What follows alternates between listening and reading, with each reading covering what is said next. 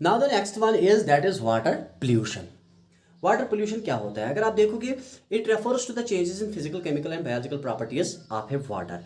कह water body मज अगर फिजिकल चेंजेस, बायोलॉजिकल चेंजेस तो केमिकल कंडीशंस वाटरस मज या प्रॉपर्टीज गसन चेंज, अत सिंपली वन वाटर पोल्यूशन। वाटर पोल्यूशन मतलब गो द it is defined as disturbance associated with physical, chemical and biological changes of a water body that proves fatal to living organisms present there। ये आपको दिमाग में रखना है। कहाँ के वुचो आबस मज फिजिकल प्रॉपर्टीज केमिकल प्रॉपर्टीज तो बायोलॉजिकल प्रॉपर्टीज ये सात अकिस आबस मज वाटर बॉडी मज physical changes, physical properties, chemical properties तो बायोलॉजिकल प्रॉपर्टीज कंप्लीटली चेंज गसन, डिस्टर्ब गसन। एंड तिमो चेंजो सत क्या गसे यम तक ऑर्गेनिजम्स रोजान आसन तिमन ऑर्गेनिजमन मज तिम ऑर्गेनिजम्स हेकन न इजीली सर्वाइव करित के अत सिंपली नाव वन वाटर पोल्यूशन।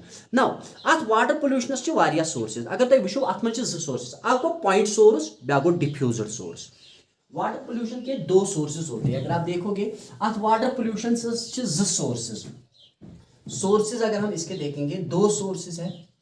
एक है पॉइंट सोर्स, पहले हम इसकी बात करेंगे। पॉइंट सोर्स, पॉइंट सोर्स गो सिंपली ये साथ वाटर पोल्यूशन खतरा आसी सिंगल आइडेंटिफाइबल तो लोकलाइज्ड सोर्स। कोई यथ मज अकुई सोर्स, सिंगल लोकलाइज्ड और आइडेंटिफाइबल सोर्स, अत नाव वन पॉइंट। पॉइंट सोर्स मतलब गो ये तुम पता आ पर्टिकुलर सोर्स आ पता, लोकलाइज्ड सोर्स या सिंगल लोकलाइज्ड और आइडेंटिफाइबल सोर्स अगर लज पता अत नाव वन पॉइंट सोर्स। फॉर एग्जांपल अगर वो municipal discharges, for example municipal discharges हमें तो आदत ही है, हम यूजुअली कूड़ा कचरा जो सारा डालते हैं वो बैंक ऑफ द रिवर या बैंक ऑफ द स्ट्रीम या बैंक ऑफ द ओशन पे डालते हैं। तो ऑब्वियसली उससे रन ऑफ होता है, वो एंटर होता है वाटर बॉडी में। को सोर्स आइडेंटिफाइबल सोर्स तो दियो नजर अस पता क्या सा यम ससा प्रॉब्लम वाटरस मज। तो वो कत बेवकूफ तो त्रावन तथ डिस्चार्ज। तो आप खुद देखो, इसका एक पर्टिकुलर सोर्स होता है, एक आइडेंटिफाइबल सोर्स होता है, लोकलाइज्ड सोर्स होता है, इसको हम यूजुअली कहते हैं पॉइंट सोर्स। दूसरा है डिफ्यूज्ड सोर्स। डिफ्यूज्ड सोर्स के लिए अगर आप देखोगे उसमें ये इंक्लूड करता है बहुत सारे सोर्सेज, जो इंक्लूड करता है रन ऑफ। वो रन ऑफ कहां से आता है? फार्म लैंड से आता है, माइनस से, फॉरेस्ट से, लैंड डेवलपमेंट से या अदर एक्टिविटीज से। ये आप लोगों को दिमाग में रखना है। डिफ्यूज्ड सोर्स अगर आप देखोगे, जो दूसरा है डिफ्यूज्ड सोर्स, डिफ्यूज्ड सोर्स ये इंक्लूड कर pollutants, it includes the pollutants from run of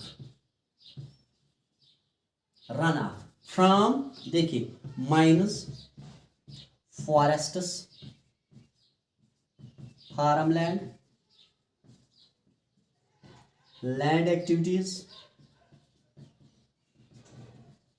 इनसे।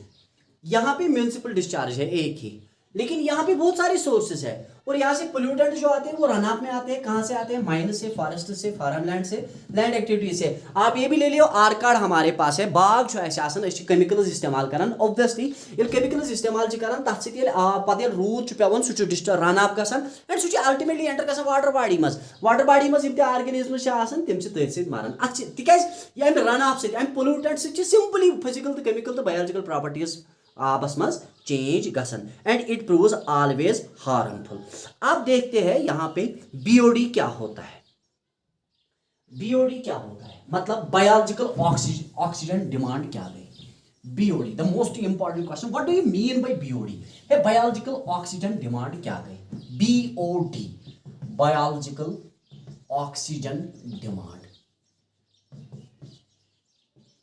देखिए, बीओडी क्या होता है? सबसे पहली बात मैं आपको बताना चाहता हूं, वाटर बॉडी, मैं एक वाटर बॉडी लेता हूं, सी ये एक वाटर बॉडी है। अब आपने इसमें ऑर्गेनिक मैटर डाला या इनऑर्गेनिक मैटर डाला या न्यूट्रिएंट्स डाले, आप खुद ही देखो, यहाँ पे ऑर्गेनिक मैटर आपने डाला, यहाँ पे आपने, ये है organic matter, this is an organic matter, ये जो ऑर्गेनिक मैटर। नाउ ये जो वाटर बॉडी मस, ये जो वाटर बॉडी, एक वाटर बॉडी है, इसमें आपने ऑर्गेनिक मैटर डाला, इसमें ऑर्गेनिक मैटर है। अब इस ऑर्गेनिक मैटर को डिकम्पोज करना है, ये डिकम्पोज कर, डिकम्पोज करने खातिर छे बैक्टीरिया जरूरत, और you can say micro organism जरूरत। मगर ध्यान थाउन, बैक्टीरिया तो ऑर्गेनिज्म, माइक्रो ऑर्गेनिज्म क्या करें, करें डिकम्पोजिशन, मगर डिकम्पोजिशन जो रिक्वायर करन ऑक्सीजन, रिक्वायर्स ऑक्सीजन। गोतायो मतलब गो तम bacteria which causes decomposition of this organic matter, they are aerobic in nature, they require oxygen, proper supply of oxygen। इसीलिए आपको दिमाग में रखना है, आपको कंटिन्यूअस सप्लाई ऑफ ऑक्सीजन यहाँ पे अवेलेबल करनी है। अब यह डेफिनेशन निकल आएगी simply, it is defined as the amount of dissolved oxygen that is available to the decomposers in order to decompose this organic matter present in a water body, that is called biological oxygen demand। Simply you याद थावन कूता amount छु oxygen present at water body मज in dissolved form, ताकि सु रोज available तत्कन micro ऑर्गेनिज्मन खातिर कि तिम करें डिकम्पोज तथ ऑर्गेनिक मैटरस, तथ छे वनान biological oxygen demand. Biological oxygen demand गई simply what is the amount of water available, what is the amount of oxygen, dissolved oxygen available in a water body for these microorganisms in order to decompose this organic matter is commonly called as biological oxygen demand। कूता dissolved oxygen छु available अकिस water body मज, ताकि ततिक organisms हेकन, तिम microorganisms हेकन ता decompose करित ता organic matters, ता छु वनन अस biological oxygen demand।